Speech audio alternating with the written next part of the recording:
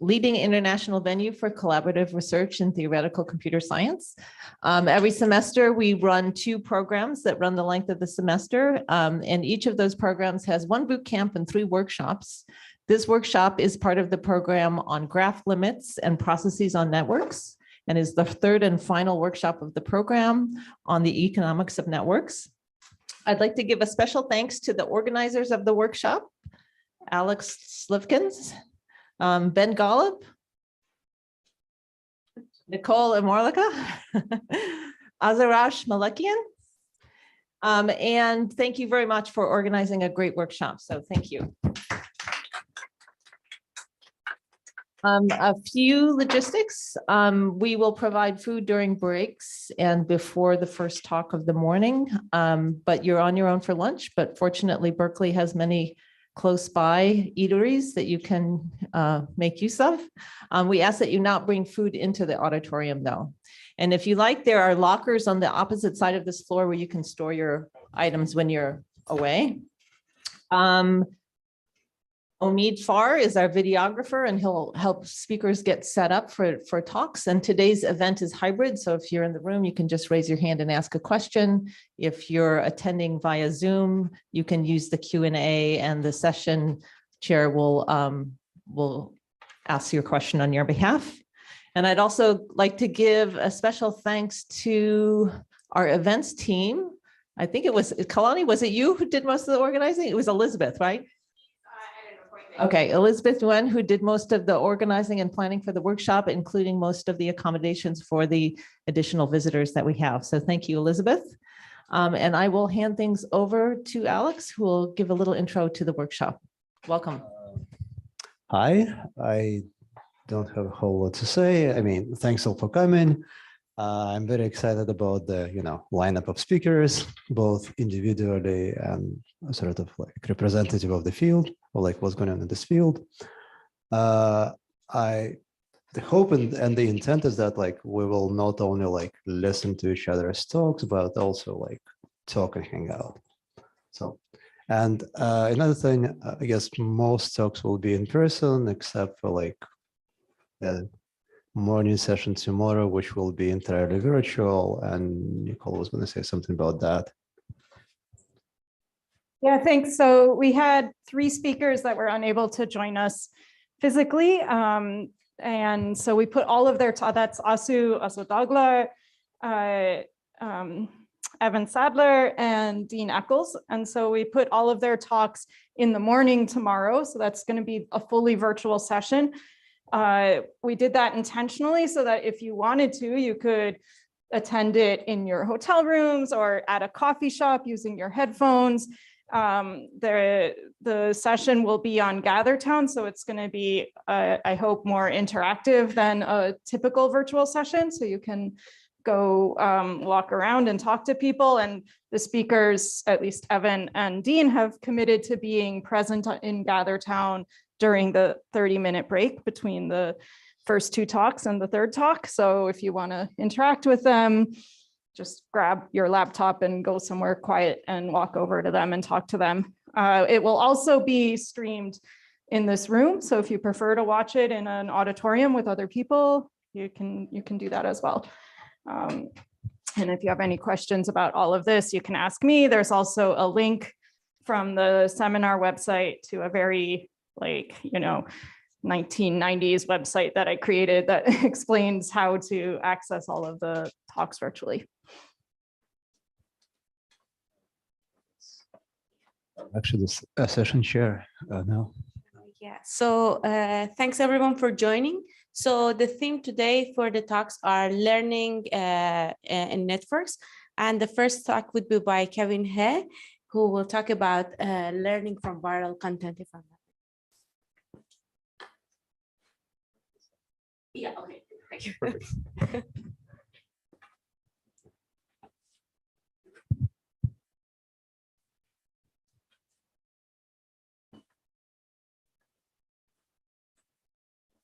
All right, let me say thanks to the organizers for putting together this program and for having me here. Thank you all for coming to the talk. This is a new joint project with Krishna called Learning from Viral Content. So we begin with the observation that, in the past decade, viral content on social media platforms has emerged as a prominent source of news for many people. And a common feature here is that people, log on to these platforms and they see stories in news feeds. The stories that get to go into these news feeds depend on previous users' actions. Think about Twitter, for example. The Twitter homepage, selects which tweets to show you on the basis of how many times these tweets have been liked and retweeted by previous users, right? And they also display a special section for the trending stories, the tweets that have been, most liked or retweeted. Think about Reddit. Reddit's front page shows you a list of the most highly upvoted content. So in these examples, there's some kind of endorsement actions the users can perform, be it retweeting or liking on Twitter, be it upvoting on Reddit. And these endorsement actions affect what kinds of stories future users get to see in their news feeds. Of course, these kinds of user actions only tell half the story. The other half of the story for these platforms is that in the background, there's some kind of platform algorithm that determines how these user actions affect what future users see. In particular, right, the platform algorithm has to determine how much weight is given to virality, in other words, the current popularity of the various stories, in sampling stories to put into these news feeds. Like, for example, different iterations of the Twitter design gave different levels of emphasis to these trending tweets or popular tweets. You can imagine, maybe a more viral version of Twitter, where the algorithm assigns higher weight to how much a tweet has been liked before in terms of whether it gets to go into your newsfeed. Or you can imagine less viral version. And also, Reddit's ordering algorithm for posts has also evolved over a decade. Nowadays, it's not simply a descending sort of how many times different posts have been upvoted. And so today I want to show you a model, an equilibrium model, where users are going to interact with news stories. And this project is basically going to focus on the trade-offs for social learning when the platform shows more viral content in newsfeed as opposed to more random content. Now, why is this an important question? Well, this analysis relates to a recent policy debate. Did these news feeds that push viral content facilitate the spread of false information about public health, politics, and so forth? To understand this question, we must first understand what are the pros and cons for social learning in terms of how viral these news feeds are. Like, what are the advantages and disadvantages for social learning when we make these the sampling of these news feeds more or less viral. So let me quickly show you the basic mechanism, right? So I want to highlight at a very heuristic and high level, some intuition for the pros and cons of having a more viral news feed. And then the rest of the talk will be focused on developing a formal model and formalizing this intuition. What's the advantage of having a more viral news feed? Well, the advantage is you get to convey more information with just a few stories. What do I mean by that? Well, if you use Reddit, you might have the experience that reading a few front page stories gives you a lot more information than reading a few random stories.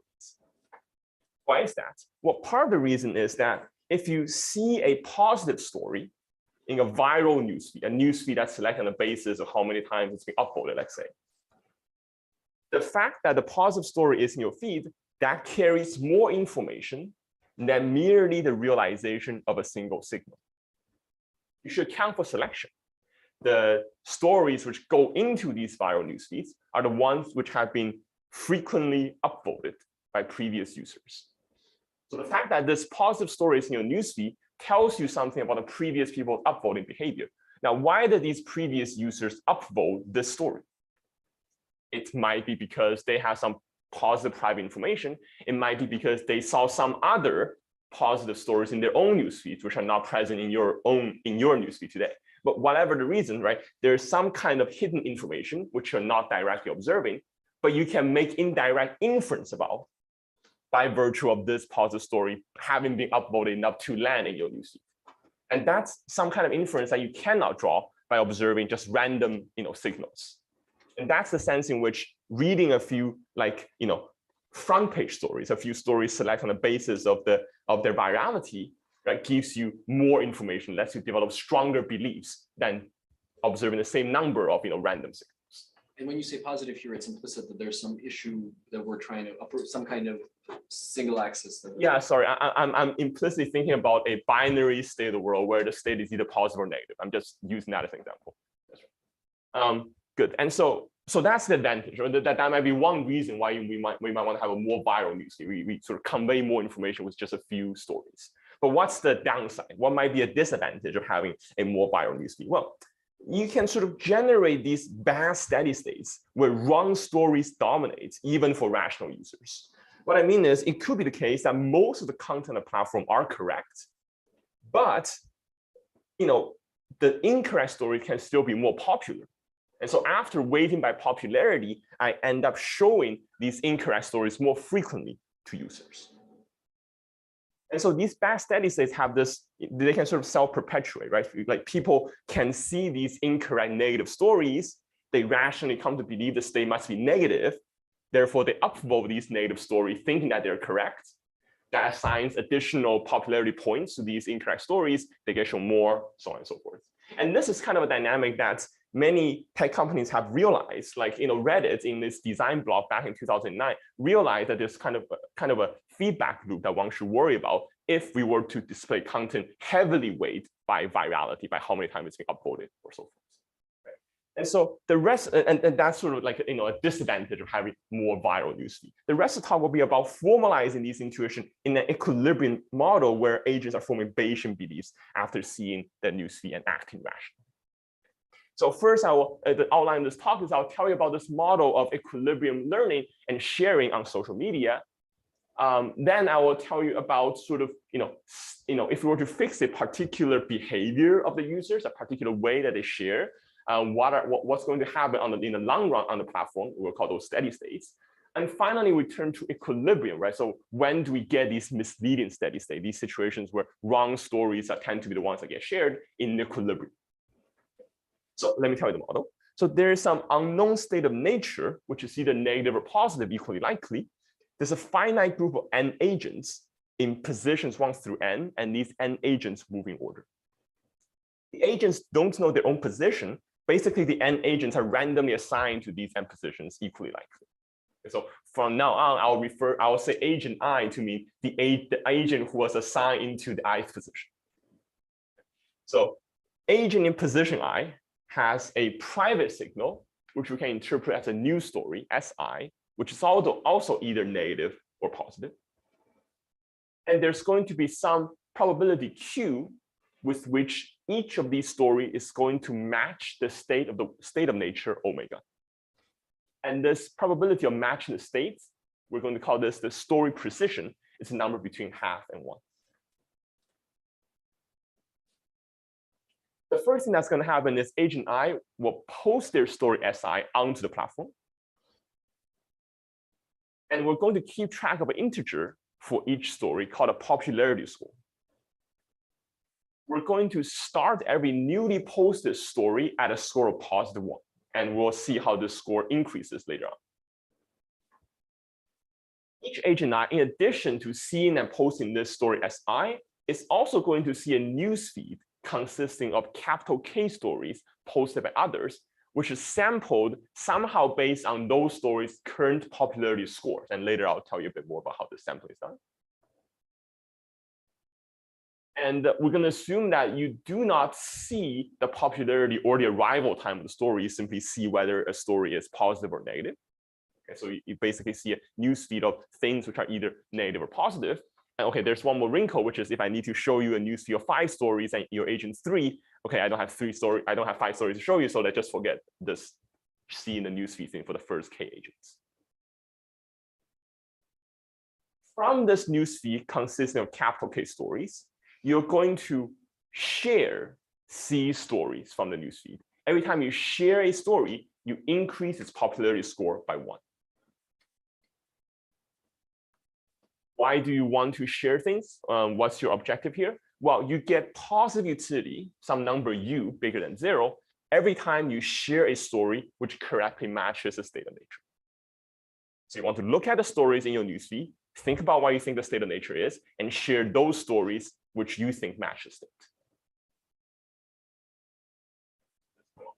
Let me illustrate how this model, I guess, works with an example, right? So imagine, so this is how it would look like when K is 3 and C is 1. So people see 3 things, share 1 thing. So imagine 5 agents have moved, and so now my database, the platform database, contains 5 stories. I'm going to use the green color to refer to a positive story, and the red color a negative story. And I'm writing here the current popularity score of each story. This here, I'm simply showing what's in the database of the platform. This is not what agent 6 sees. What does agent 6 see? Agent 6 sees their own private signal, which let's say is positive.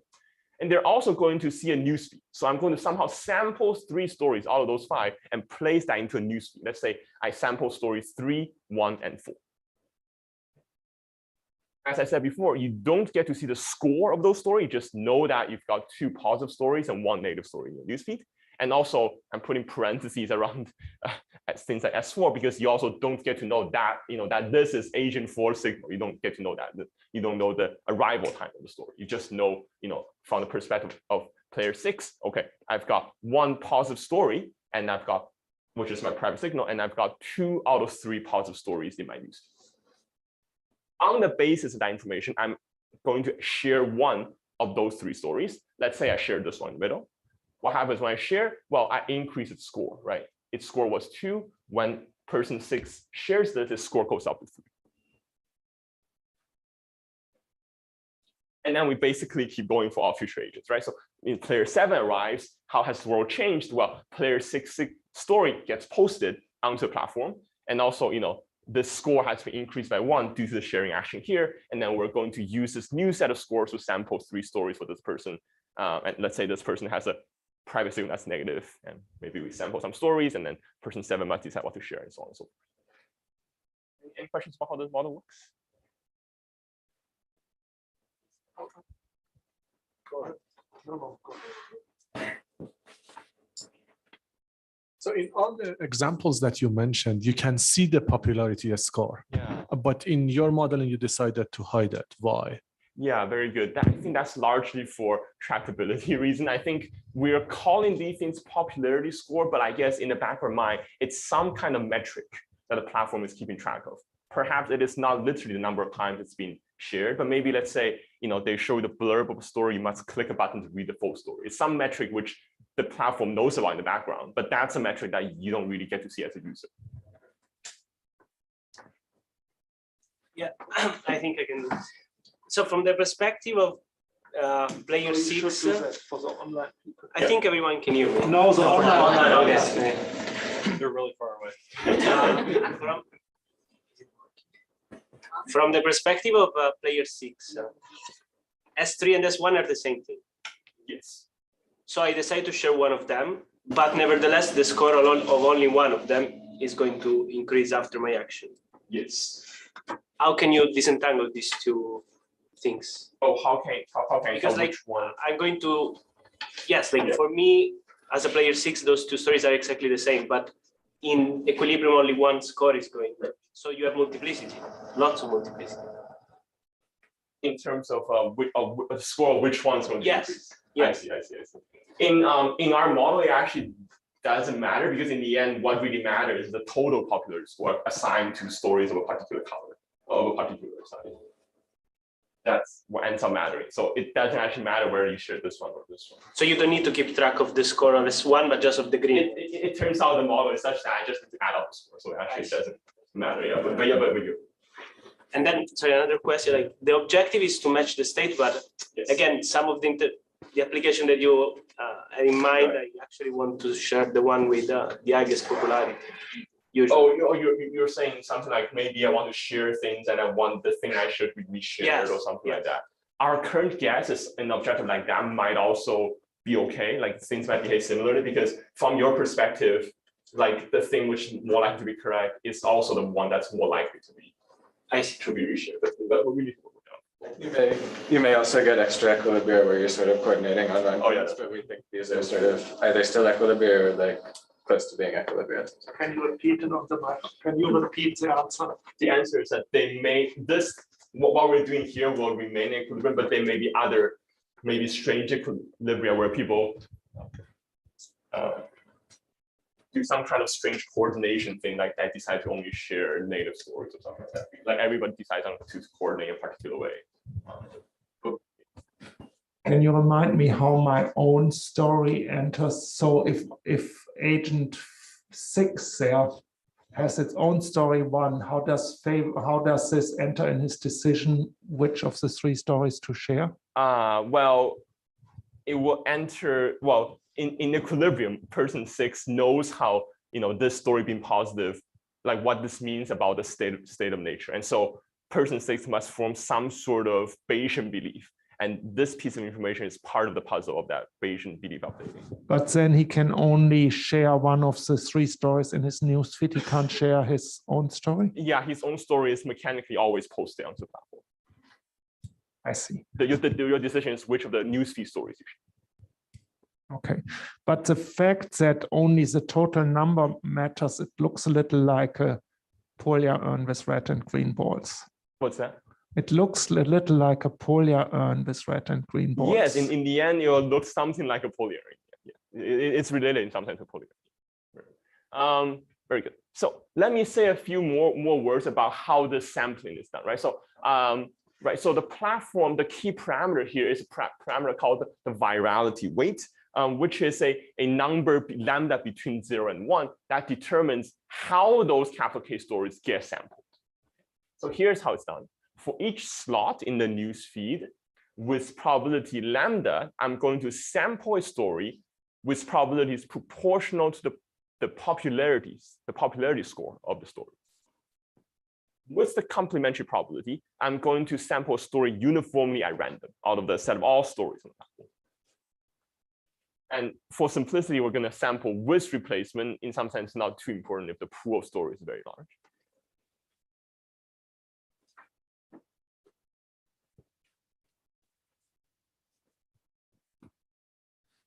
So is the sampling agnostic to the platform's estimate of what the private signal is? Yes, it is agnostic of the. Yes. Yeah, so this is how it's sampled. So if I have if I have lambda equals 0, I'm always sampling uniformly at random. If lambda is equal to 1, I'm always sampling proportional to popularity score. Intermediate values of lambda interpolate between these two cases. Higher lambda is like I'm putting heavier weight on the popularity score, therefore more viral use. So what do strategies look like? What do players see? Players see their private signal S, and they see a newsfeed. From the newsfeed, basically they can see, okay, there are little k out of capital K positive stories. Okay. On the basis of these two pieces of information, they have to decide, okay, how many of the positive stories do I want to share? So the strategy, it must tell me, on the basis of this S, my private signal, and this K, should I share 0, 1, 2, or up to C positive stories? Okay, we should consider mixed strategy. So really, it's a mixture over those numbers. Remember, you would always rationally choose to share a total of capital C stories. So if you tell me how many positive ones you're sharing, the rest is how many negative ones you're sharing. Let's focus on these state symmetric strategies, which treat positive and negative stories symmetrically. Now, the first question is, if everyone were to use a particular state symmetric strategy sigma, which may not be in any sense equilibrium or optimal, what would happen on the platform in the long run? Well, given a state omega, I'm going to keep track of a number called viral accuracy, xt. That's the viral accuracy xt after t acts. That's what fraction of the total popularity score are assigned to the state matching stories. So add up the total popularity score of those state matching stories, divided by total popularity score of all stories. That number is some number between 0 and 1. That's xt, viral accuracy at time t. Imagine an infinite society where all agents after k+1 use the particular strategy sigma. What we get is a stochastic process of viral accuracy. Why is a stochastic process? Well, we got this randomness in the signal realization. We got this randomness in the the sampling of the stories for newsfeeds. A point x star such that xt converges to x star with positive probability, I'm going to call that a steady state of the strategy sigma. Basically, the idea is, what does convergence mean? It means the fraction of total popularity score on those state matching stories remains close to x star, right? As I sort of add fresh stories period after period, as I do this kind of sampling period after period, and as people always use the sigma to determine what to share. The first result is that indeed we have convergence of xt. Okay? This is a convergence result. Given any strategy sigma, there is a finite set of steady states, which I'll call cap x star, so that almost surely xt in fact converges to one of these steady states. So almost surely we do have viral accuracy convergence, but in general, cap x star might not be a singleton. There might be multiple points in there. That is, xt, the process, could converge to this limit or that one, depending on what happens early on in the process, for example. We have randomness in the signal sampling, making you converge to different limits, to different steady states. Now, how do I characterize x star, the set of points which get converged to with positive probability for the particular strategy sigma? Well, we're going to look at this function that I'm going to call the inflow accuracy function associated with the strategy sigma. I'm going to verbally describe to you what this is, and hopefully that's clear. If not, we'll look at the formal definition. I will call this, phi sigma x. This is the inflow accuracy function associated with the strategy sigma evaluated at x. What this basically is, it's saying, okay, imagine today's viral accuracy is x, okay? And also let's imagine q fraction of the stories are matching the state on the platform. In general, remember x and q might be different numbers, right? Because q is the fractional story that matches state, and x is like the popularity weighted fractional story that matches state. When a new person comes onto the platform, that person must increase the total popularity score by c plus 1. Why? The person must post a new story. That story has a score of 1 when it's posted. The person must share C stories, increasing each of their popularity by 1 point each. So overall, total popularity score has to go up by C plus 1. The inflow accuracy function asks, well, what fraction of those C plus 1 extra points of popularity are expected to be assigned to the state matching stories? And again, this is an expectation because there's some randomness in the realization of this new S story. There's some randomness in sampling. And if you think about this, what this function is doing intuitively, you think that, well, fixed points of this inflow accuracy function really ought to be natural candidates for steady state, right? If I tell you that whenever 70% of the score on the state matching stories, then 70% of the incoming score would again be on the state matching story, then we somehow should stay at 70%. Can you say exactly Q? Remind us what Q is? Oh, Q is the accuracy of each individual story. And the reason why this is true, that this is basically law of large numbers, right? I keep adding stories to the platform by law of large numbers. In the end, it must be roughly Q fraction of the stories are actually state matching. Very good. And so, if this were true, if the fixed points are in fact the steady state, that would be great, right? Because it's much easier to study fixed points of the thing than to study like steady states, right? Steady state is the limit of some crazy stochastic process. Fixed points is fixed point of polynomial function. And the next result basically tells you this is basically true. It's using a stochastic approximation tool to establish that equivalence, provided a particular condition holds, provided that fixed point is not unstable from both sides. What's the formal statement? If x star is a fixed point of the inflow accuracy function, and either whenever I am slightly below, whenever I'm slightly above x star, viral accuracy tends to go down, or whenever I am slightly below x star, viral accuracy tends to go up. If one of these two conditions holds, then x star is in fact a steady state. That is, a stochastic process converges there with some strictly positive probability. Conversely, if I have a steady state, it must be a fixed point. The most surprising part of this claim, by the way, is that a fixed point of the inflow accuracy function, which is stable from only one side, okay, which is usually called a touch point, it's also reached by xt with positive probability because, right, it's an OR here. I don't need it to be stable from both sides. It just needs to be stable from one side, and then it's a fixed point. And what this tells you is that somehow the distribution of steady states changes discontinuously. Like, imagine, think about the distribution of steady states as indexed by parameter like lambda, right? So as I change lambda, at some point, like, a new fixed point will arise. And that new fixed point, when it appears, it's going to be a touch point.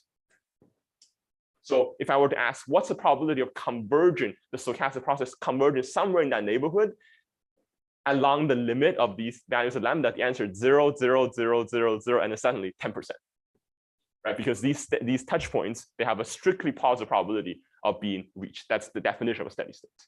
So they have this kind of discontinuity at these. And this turns out to be important for some technical reason, but I have to skip for the later topic.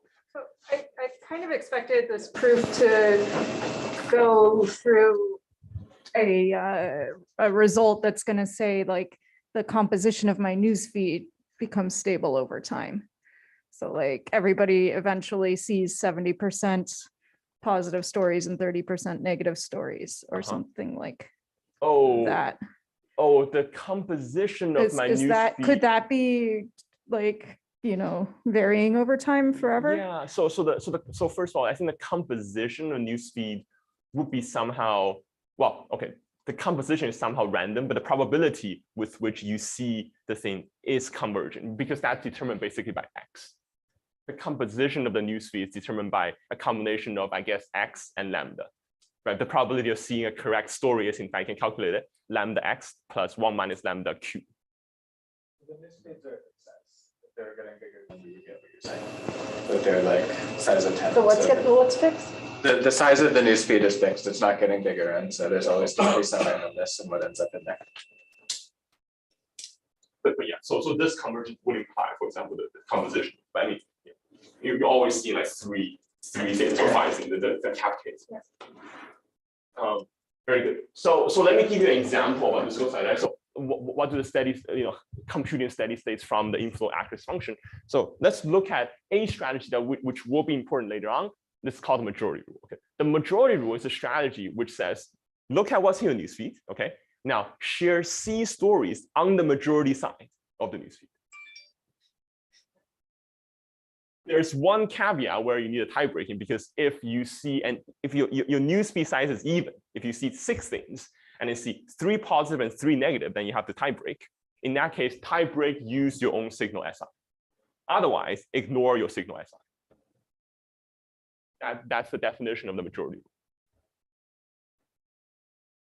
Here, I'm going to plot the inflow accuracy function for this strategy, the majority rule, with the parameters of people see 7 things, have to share 3, and 55% of the stories are accurate.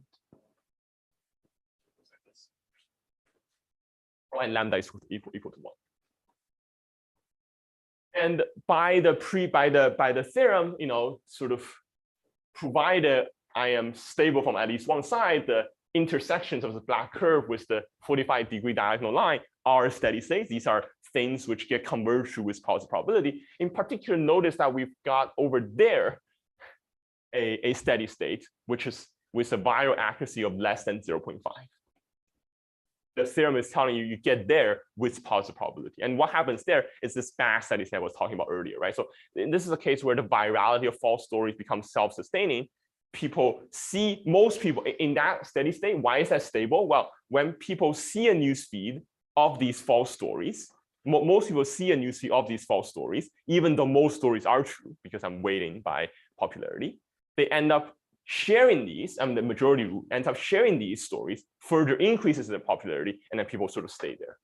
Even though the incoming stories are mostly correct, what's happening is when a new agent arrives, their sharing action tends to increase the popularity score of the wrong story, and that's why we stay there in the best sense.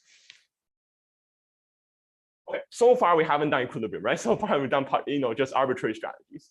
So far we only looked at steady state induced by arbitrary strategies. But now let me ask you, what do steady states look like when agents use equilibrium strategies?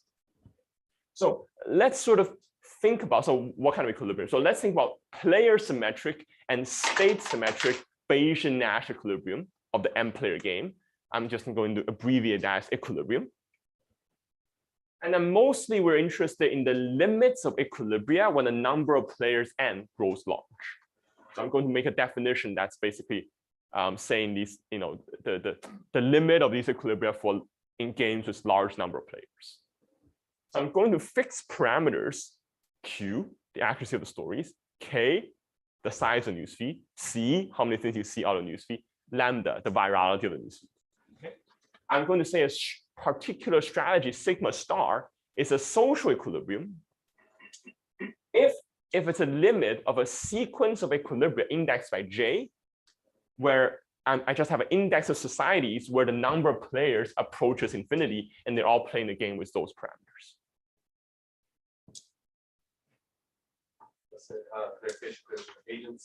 Agents know lambda? Agents do know lambda, like the parameters like Q, K, C, lambda are going to be common knowledge.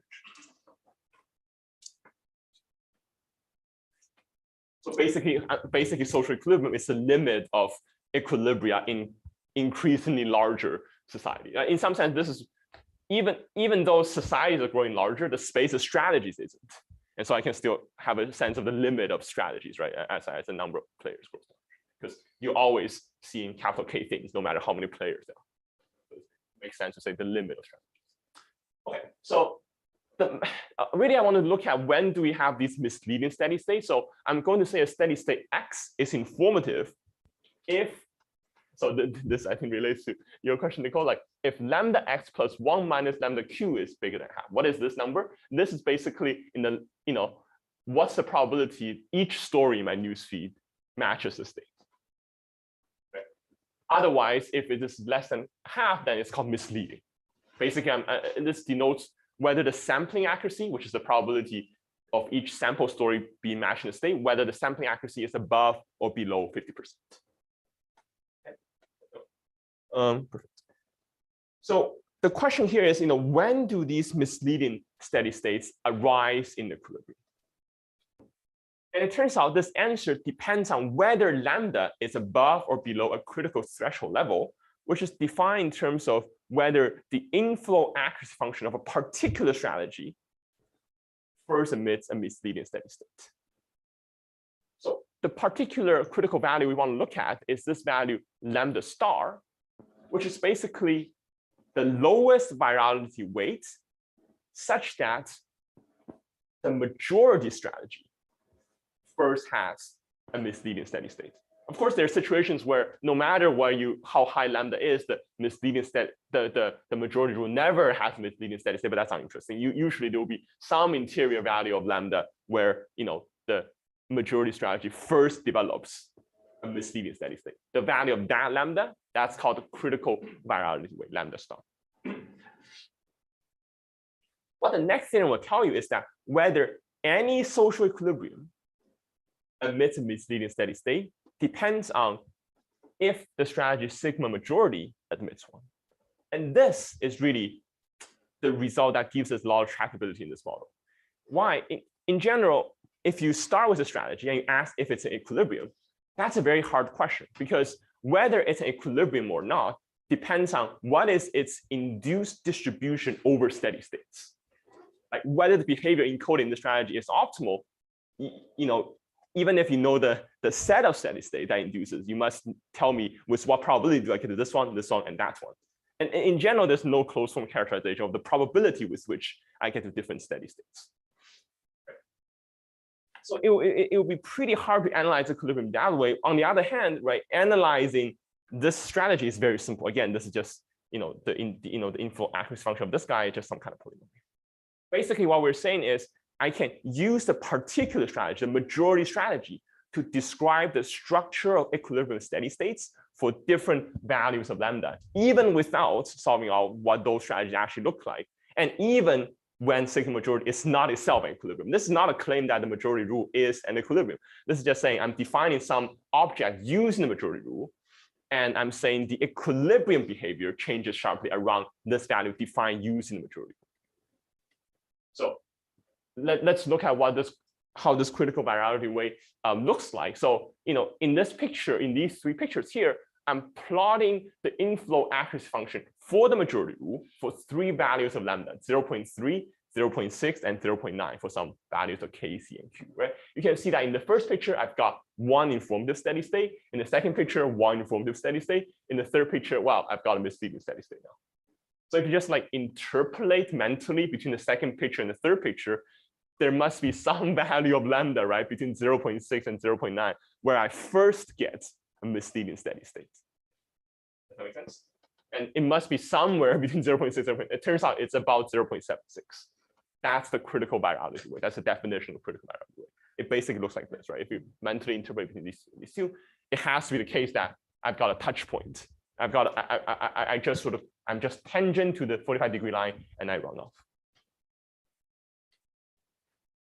And this is, and basically the shape of equilibrium changes sharply depending on whether the lambda value that the platform uses is below or above this 0.76, or in general, above or below this lambda star. And the next theorem tells you how the shape of equilibrium changes. Okay, so the key here is that under equilibrium behavior, and so not arbitrary behavior, but behavior that encodes this kind of like optimality, misleading steady states are going to discontinuously merge at the critical virality weight lambda star. If my virality weight is weakly below lambda star, then I can tell you the only social equilibrium is the majority rule. I can also the only equilibrium behavior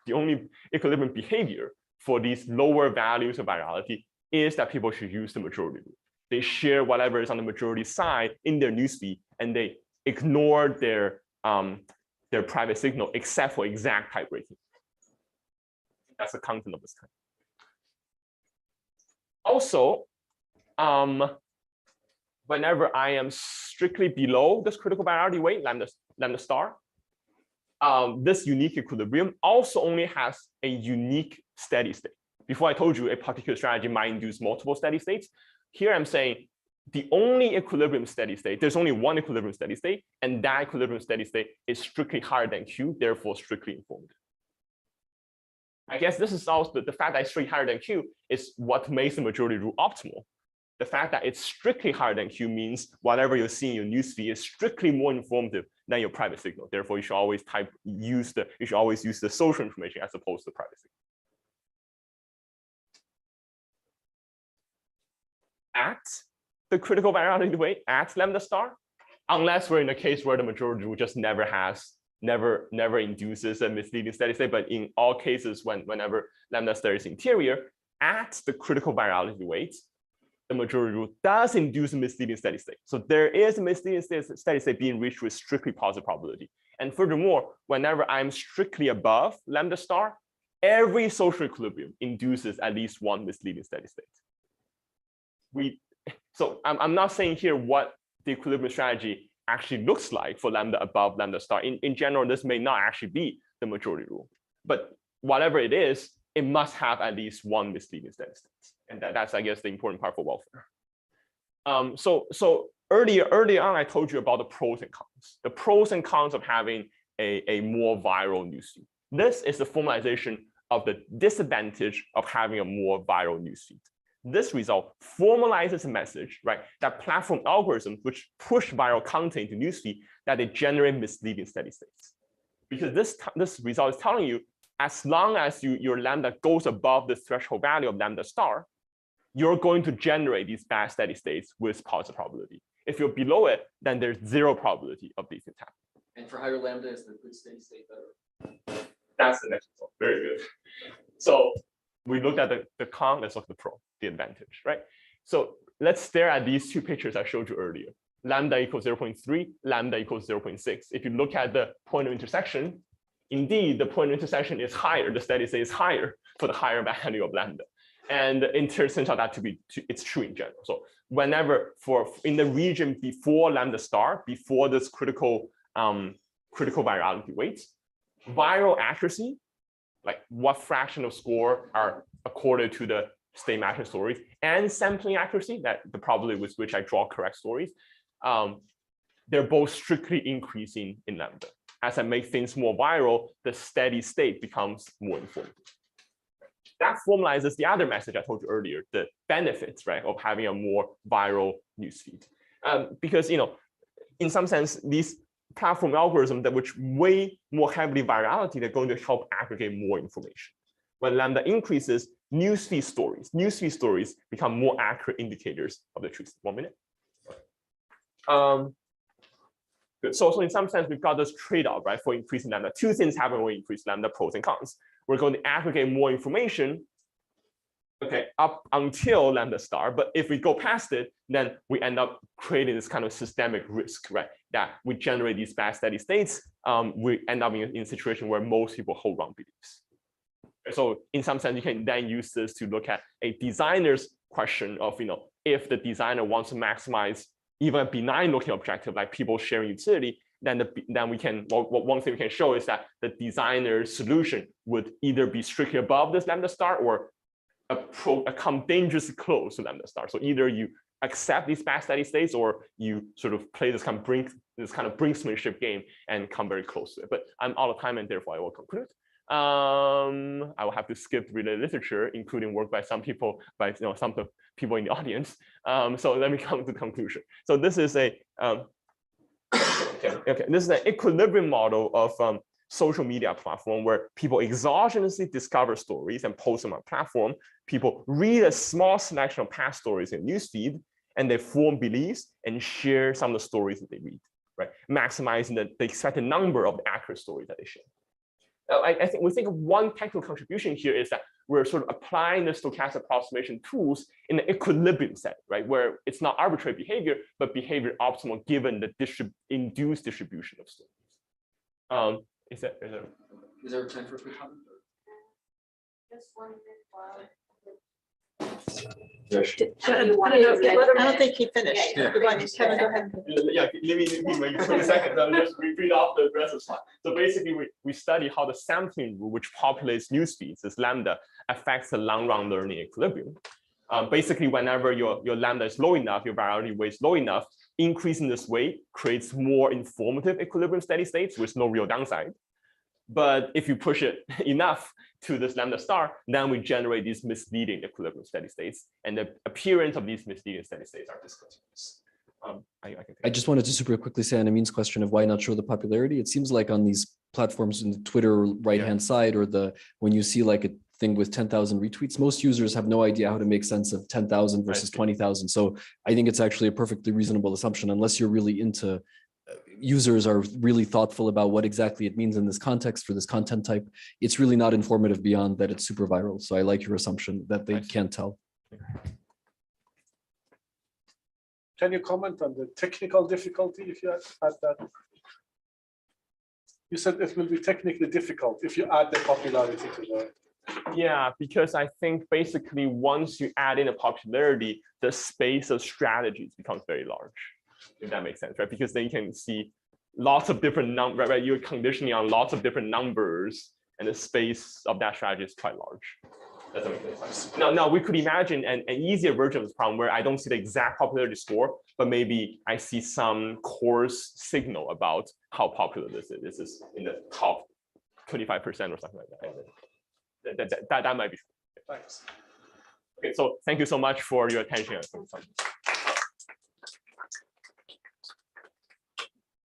One last quick question. So you can calculate the probability